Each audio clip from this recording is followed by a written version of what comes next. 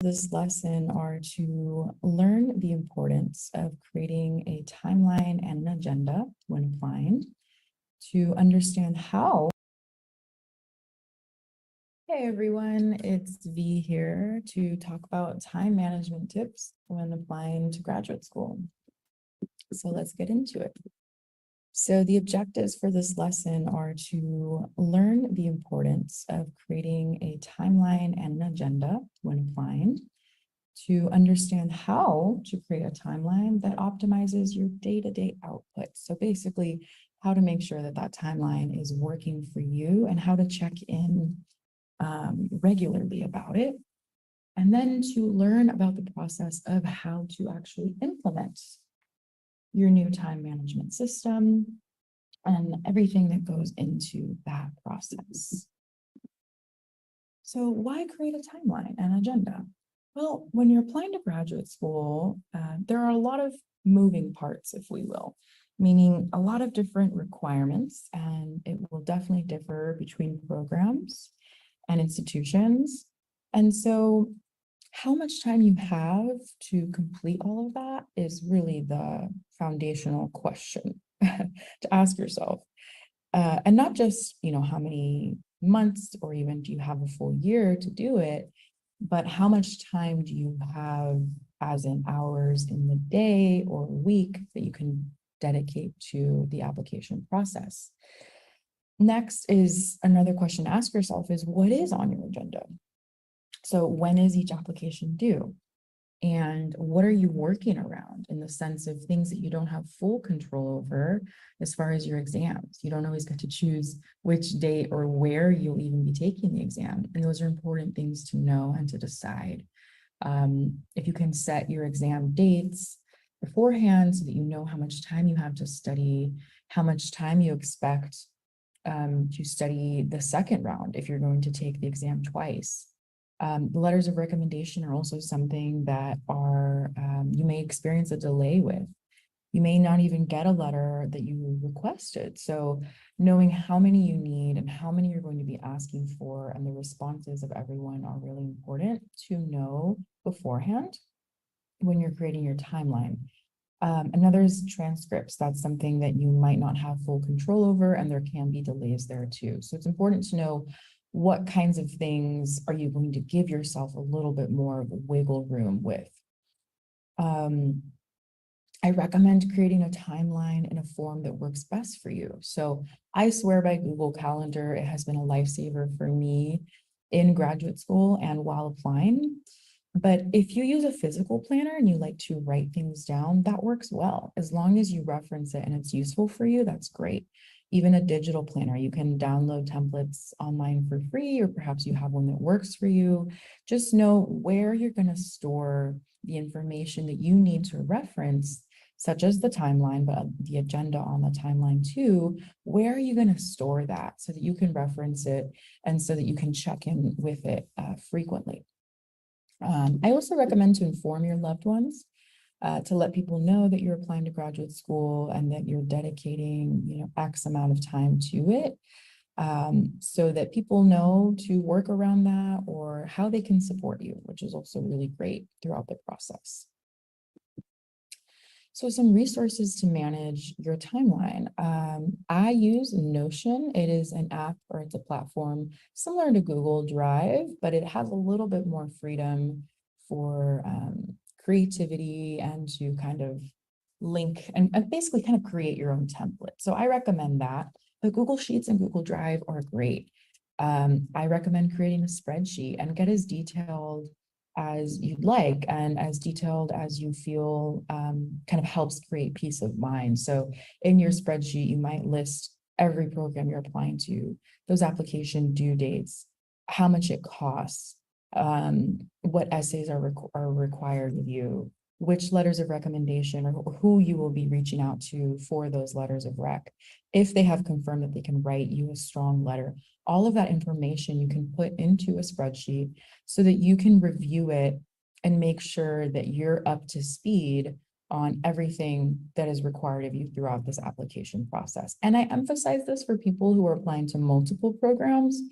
especially if those programs differ. It's, it's very hard to just remember what every university is requiring of you. And so having a place that you can reference all of this information, whether it's digital or hard copy, is really a great way to manage your time. Some people print out everything and they keep a hard copy of every single thing in a folder. And if that works for you, that's great. So the digital approach is not required or best for everyone, but that's what I recommend and what has been useful for me. You can also link this spreadsheet to your Google Calendar, and you can set reminders for you along the way. So a reminder that the exam is in 2 weeks, or a reminder to check in with your letter writers, send a friendly email just to confirm that they will be able to submit that letter, 5 days before the due date of that letter, something like that. Those gentle reminders that you need so that you can stay on top of everything that you're doing. And just know that there are other free platforms to use. So if you find one that works for you, that's great. This is definitely not an exhaustive list here. So day-to-day time management. So in order to optimize your workflow or to get the most out of your work day to day or week by week throughout the application process, I recommend to delegate tasks to specific dates and time. So when you know how much time you have, let's say you have 6 months. Out of those 6 months, how much time are you going to spend researching programs? Is it 2 weeks? Is it a month? Do you already know which programs you're applying to and what's required of you? So that's not a process in your journey. How much time are you going to spend studying? Realistically, how much time do you have a week? Do you have time to take the exam twice? Writing essays, when will that writing be happening? So I recommend delegating each aspect of the application process to a specific date and time, even if you can focus on what time you'll be doing that and knowing what's available to you and committing to, dedicating Sunday evenings to studying, for example.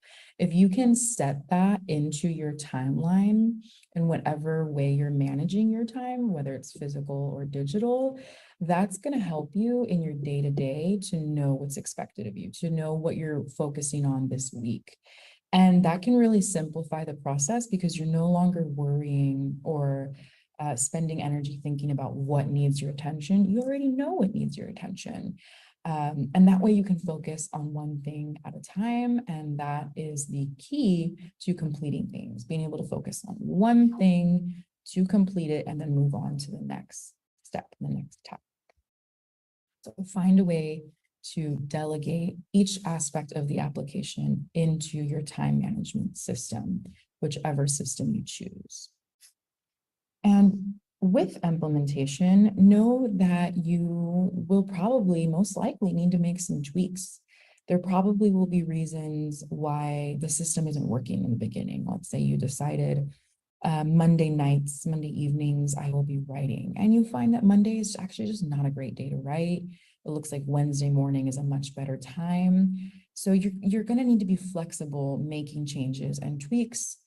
And throughout this period where you're adjusting to your time management system and you're strengthening it, observe what does work for you and take note of that. Say, hey, I actually really like to study in the mornings. I don't like to study at night. Take note of that so you can enhance your time management system and then slowly integrate more changes after you're kind of already realizing what's working for you. And take note of what's just simply not working or what you might need more practice in. Writing, if you haven't been writing for a while, you haven't been in school for a while, it's probably going to feel a little frustrating in the beginning, kind of getting your groove back.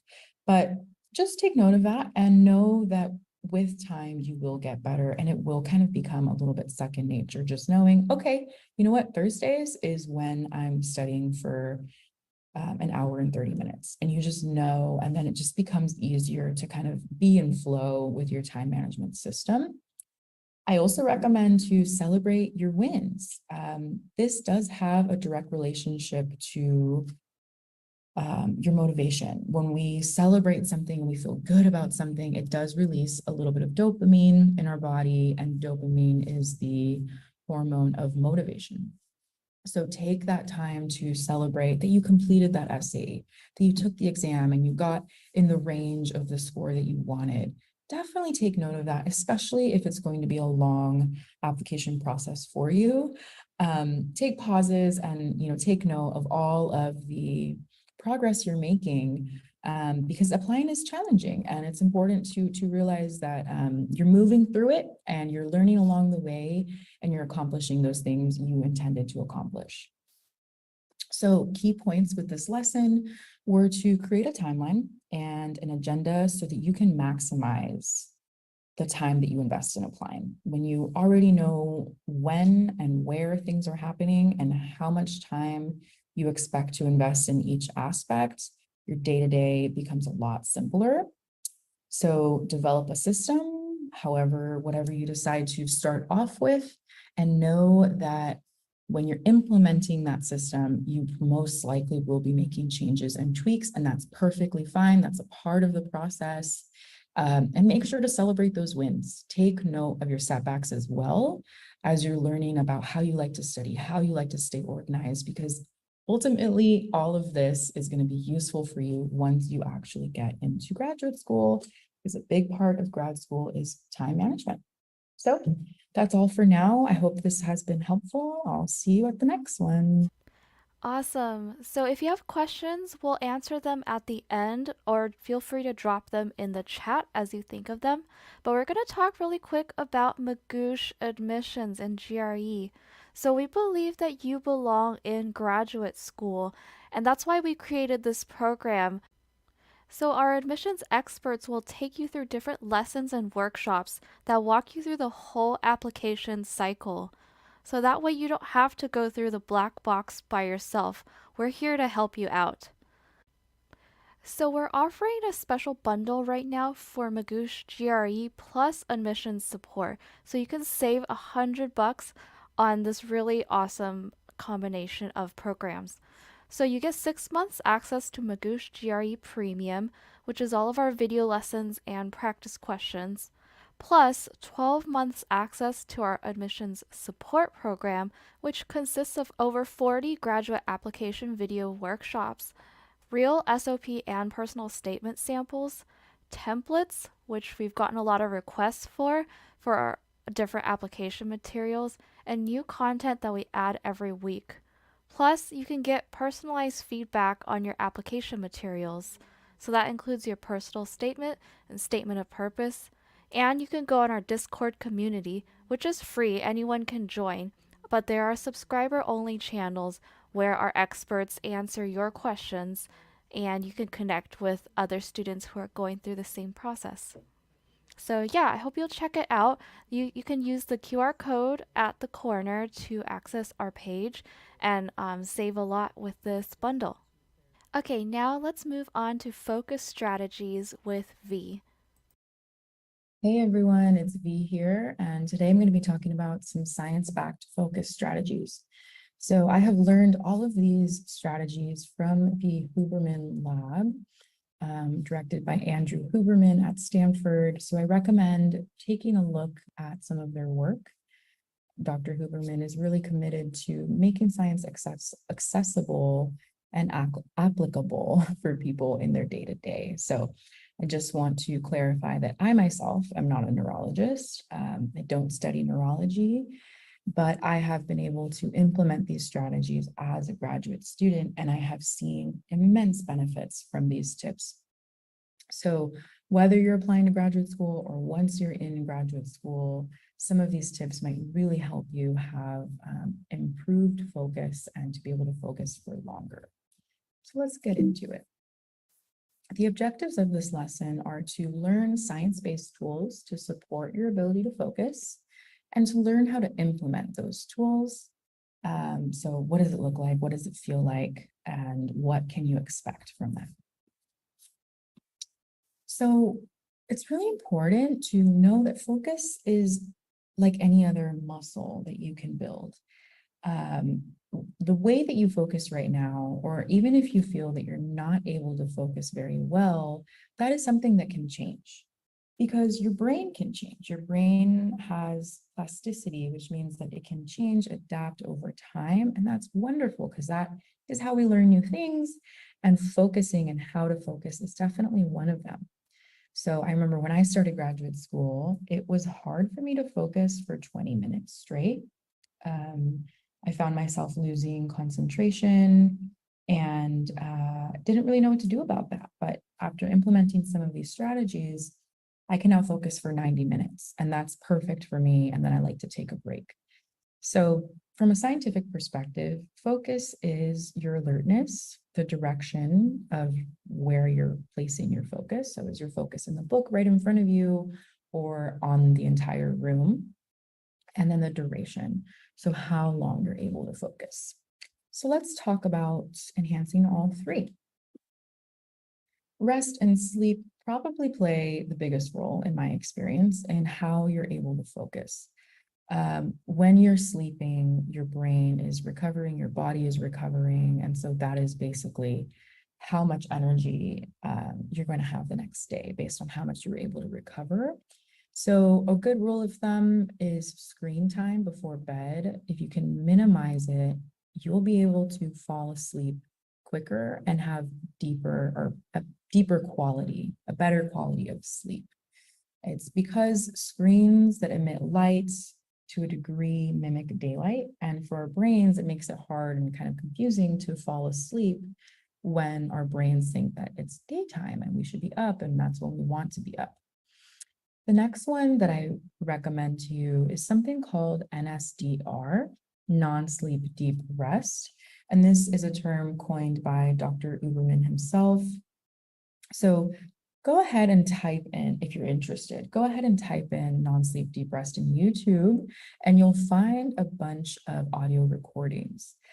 What I typically do is I will listen to a non-sleep deep rest audio recording in the middle of my study time. So maybe I'll read for 90 minutes, take a 10-minute break, read for another 90 minutes, and then that's when I'll kind of be hitting my peak, or excuse me, a plateau, right? I struggle to focus a little more after that, and my eyes might hurt. I might just feel like I can't keep reading. And listening to a non-sleep deep rest recording allows your body to enter a really deep state of rest in the middle of the day. It can be hard sometimes to fall asleep, and it can be even harder to wake up sometimes. But when you enter a state of non-sleep deep rest, your body is actually able to recover very similarly in the ways that it does when you're sleeping. So you can do a non-sleep deep rest recording for about 10 to 20 minutes, which is what I will do. And then you'll find that you feel rested and, almost like recovered right after it. So if you're finding that you need to read for a long period or write for a long period, and you're just kind of hitting that point where you're getting tired, but you'd like to keep going, I recommend non-sleep deep rest to you. And again, type that into YouTube, and you'll find plenty of free recordings there. I'm sure that there are some apps that offer this as well, but I'm not familiar with any. Meditation is another thing that is going to help your brain's ability to focus. I think most people, including myself, feel that they don't meditate right. And that's because there are many different ways to meditate.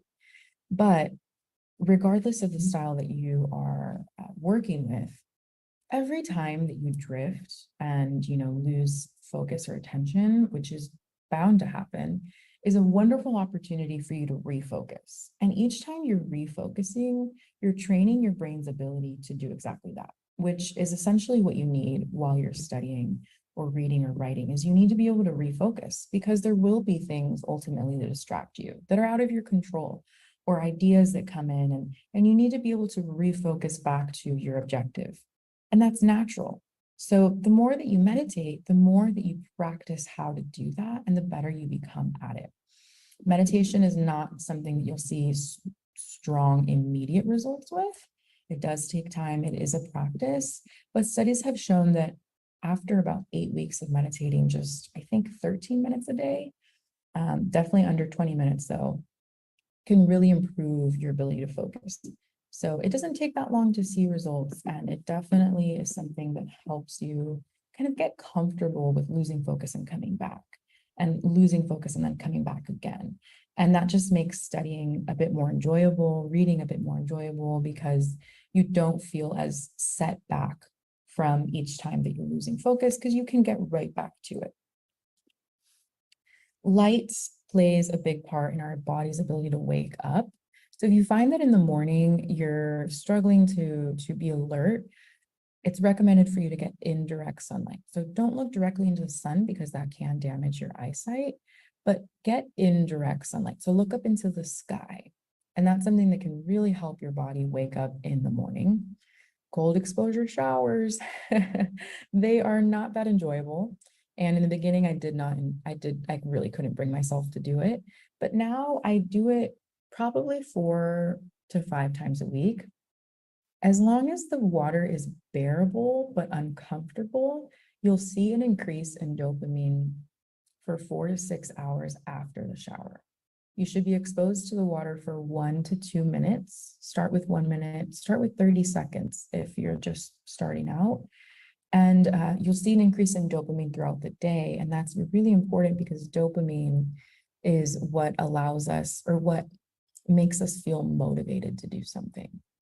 That is what controls that in our body. So if you increase the dopamine throughout the day, it's more likely that you feel more motivated to do the things that you do want to do, but sometimes you lose motivation to do. 40 hertz binaural beats. I can't tell you why. I'm sure Dr. Huberman can, but listening to these sounds 10 to 15 minutes before you start your study bout can really help you transition into focusing. It can be hard to go from your work life or other things, social things, whatever it is that you're doing, into focusing, and listening to these sounds can really help with that. It is recommended that you do it with headphones on. But if you can find 40 hertz binaural beats on YouTube, I find them for free all the time. And I've created a playlist with them, and I play them 10 to 15 minutes before I'm sitting down. So as I'm getting my laptop out and my books out and things like that, I'm playing binaural beats, and that helps me transition into focusing. The same thing goes for white noise and pink noise. I cannot tell you what white or pink has to do with noise, but I know that plenty of studies have been shown that demonstrate that they can improve your ability to, again, transition into focusing. And these can all be accessed for free on YouTube. And the Brainwave app has been recommended to me, although I haven't tried it yet. Eye gaze. So this is an interesting one. And I was really surprised by how much this benefited my ability to focus. So what you'll do is actually choose a target, something on the wall, something in a room that you can look at without harming your eyes. It might just be a dot on the wall. But if you can focus on that for 30 seconds, you will see an improved ability to focus right after that. So start with 30 seconds, work to 90 seconds. It can feel a little weird just looking right at something, but you get used to it. I'm pretty used to it now. If I find that I'm kind of losing my concentration while I'm reading, I'm not really retaining what I'm reading, I'll stare at something for 60 seconds. And then right after, I'll find that my focus is improved.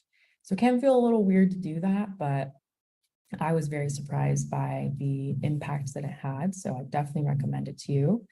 The next one is to look at a landscape, or to look at a horizon. So when you're studying or writing, you're probably looking at a screen, or you're looking at small font. And that does force your eyes to, it can cause a little bit of strain if you do it for long periods of time. And so if you go and look at a horizon, such as a view from a mountain or a view from a window, as long as your eyes are scanning and taking in a wide view, it really helps your eyes to take off some of that strain. So if you're studying, and then, in your, when you're taking a break from studying, you're looking at your phone and also looking at a screen, that can increase the level of strain that your eyes are going through. And that can impact how long you're able to study for. So a good tip is, in between your study sessions, or when you're taking a break from studying, try to look at a horizon. Try to, step out of the room if you can, and scan your eyes over anything that allows your eyes to scan and not focus on something small. And I love this one because my eyes are kind of sensitive to screens. And as soon as I'm feeling irritation, I'll just kind of look out the window and just scan. And it's recommended to do that about every 20 minutes. So if you can pause and just look in the room and just scan about and just look at all the different, whatever is in the room that you're in, it can help your eyes if you're experiencing some strain, and this can help you to focus for longer. So what to expect with these strategies? The important thing to know is that your brain is the chief consumer of your energy. So even though you're not running around or moving a lot while you're studying or writing, you can't expect to be tired after writing or studying for long periods.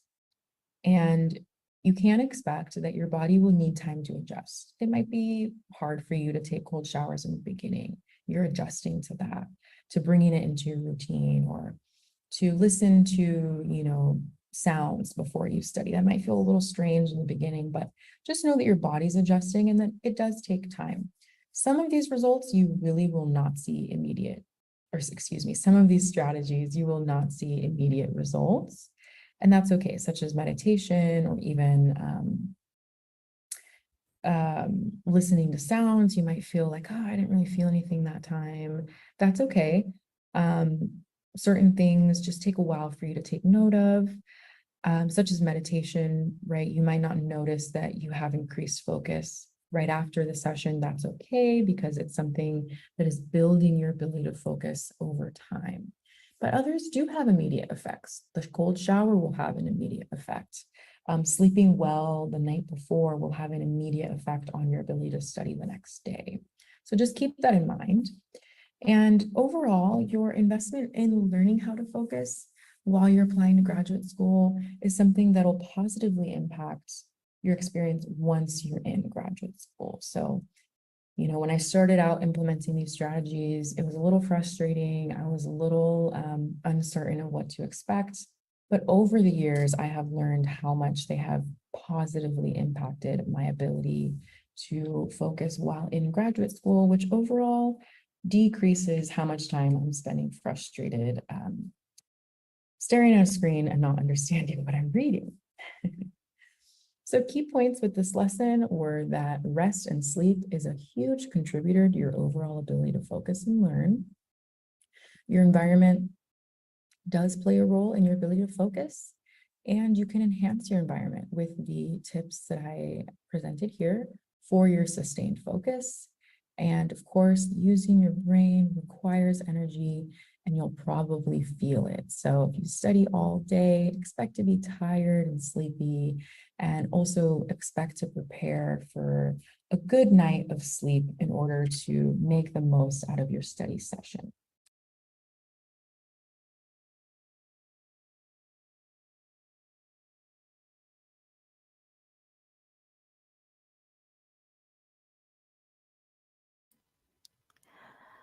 All right. Thank you everyone for joining.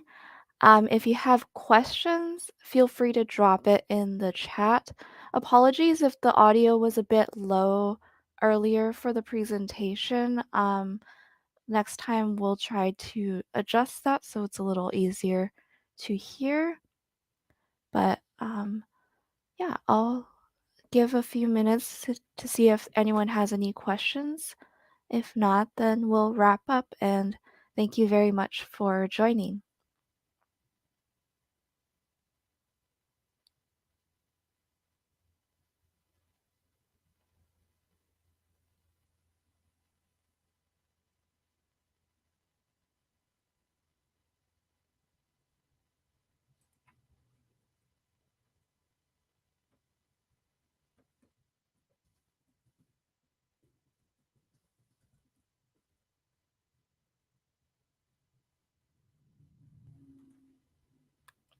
Yes, go for it.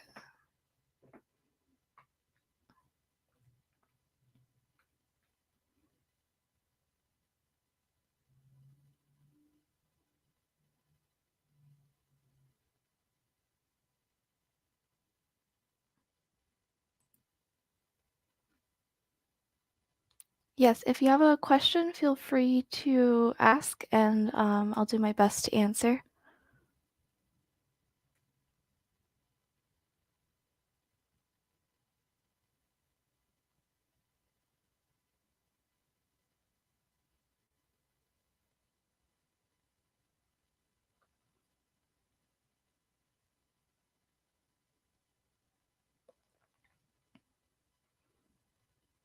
Okay. So Haas asked, what if I feel I can't command certain types of questions and it's just demotivating? Yeah, so that's a really good question. Um, for that, I guess the most obvious answer is just focusing your studies on that type of question and figuring out what is giving you trouble about it. Like what aspects are tripping you up about that question type? And a lot about the GRE is the strategy, right? It's not entirely about knowing the concept that much. It's about knowing like what they're testing you on and how to get around, how to figure out the strategy there. So I would say really analyze what you're getting wrong.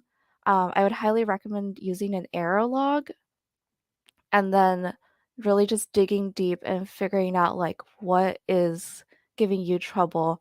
I know that can be really hard, but I would say that's the best way. You're welcome. All right. Shanti asked, what is the best ideal time to spend on a topic? Yeah, so I think that really varies for every person. I would recommend looking at like a study plan or a study template. We have a few on our blog that I think are really helpful, and it breaks down like how much time we think you should spend on each topic, how many lessons or like videos you should watch on it. Um, but yeah, generally, if you have an area you're a little bit weaker in, then that's a great time to, or yeah, that's a great area to focus on. But generally, you do want to make sure you at least review all the concepts and topics for the test. So even if you're stronger in an area, you do want to still do like your practice questions and watch the videos for that. You just don't need to put as much time into that.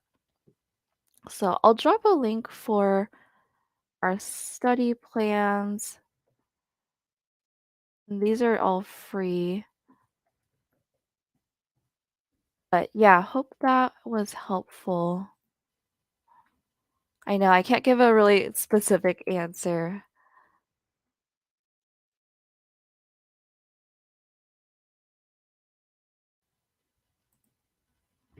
Okay. Any other questions?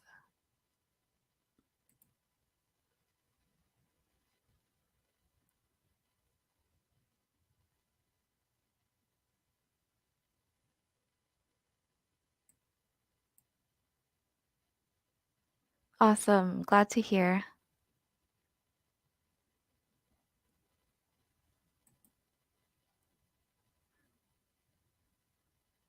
I'll give a few more minutes just to see if anyone else thinks of any questions. Okay, let's see. Banyar asked, my application window is August to January, and I'm looking at a 6 month study plan. Okay, to submit my application for a school by August or September, do you suggest I write my test a few days before the application?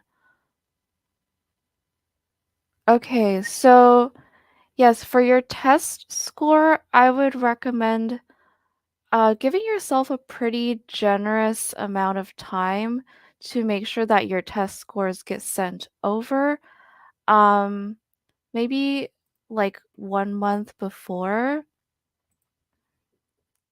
Yeah, I feel like a few days might be a bit close, and that way you'll if you give yourself at least like a couple weeks, if not a whole month, then you can see your test scores and figure out like what you if that's a good score that you want to send, that sort of thing.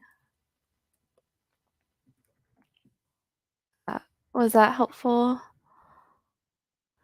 Yeah, so the follow-up question was, or should I give a window in case I want to rewrite? So yeah, I would generally recommend giving yourself a lot more time in case you do want to retake it. Yeah, give yourself time to see your exam and then your exam results and then decide like, oh, do I want to retake this or am I good to submit this? So yeah, in that case, at least um say 2 to 3 months before your due dates, so you have that extra time. Okay, Shanti asked, left university for 8 years now. How would I go about getting recommendations from a professor? Yeah, that's a tough one, and a lot of people also go through that. Um, for one For one thing, you could see if you absolutely need a recommendation from a professor or if you can get one from like a work supervisor or someone else who knows you well. And if it has to be a professor, I would say the best thing is just trying to maybe reach out to the department advisor you had at first, the people that help you get through the program, and then see if you can get the contact information of your professor if you don't have it on hand. And then if you do remember your favorite professor's email or someone you think can recommend you, then yeah, just reach out and, try to jog their memory, say what class you took with them, and then see if they would be willing to write a recommendation for you.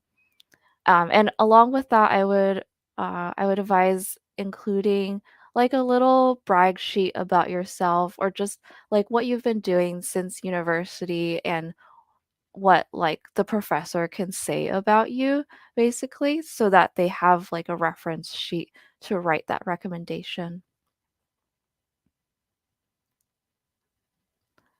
Awesome. Okay,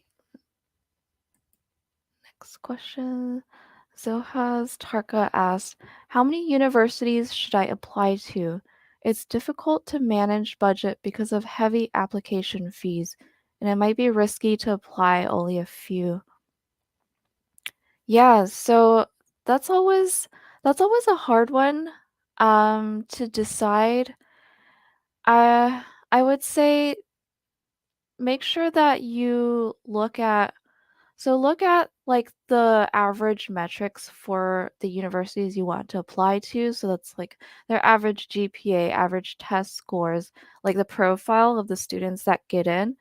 And then considering that, make sure that you have at least one or two like safety schools that you feel pretty confident you can get into based on like your own scores and GPA and accomplishments, and then from there have one that you feel pretty good about, like one or two pretty good about, and then like one or two reach schools. And you can play around with these numbers, obviously, but I would say at least apply to one safety school or program that you feel like pretty confident you can get into and that you feel like would still be a good fit for you.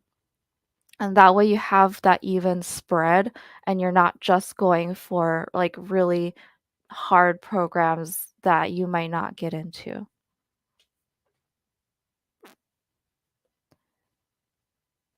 Okay. One more question. Let's see, following up, is a 6-month plan a little too much? Looking at the pressure might be too much on me. Yeah, so the average Magoosh user, I would say, uses our 3-month plan. 6 months can feel like kind of a lot, just thinking about spending half your year studying for the GRE. So yeah, if that feels like a little too much, I would say like 3 months before your first test date is a pretty average and like recommended amount. And I think you could get everything done in that time. Yeah, no problem. Any other questions?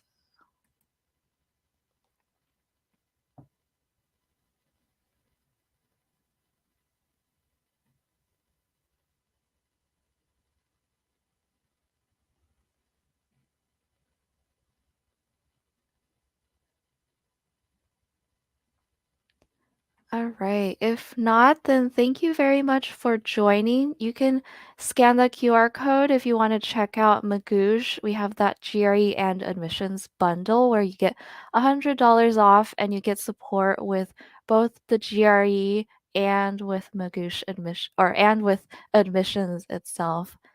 So yeah, I'm happy to help and thank you for joining once again.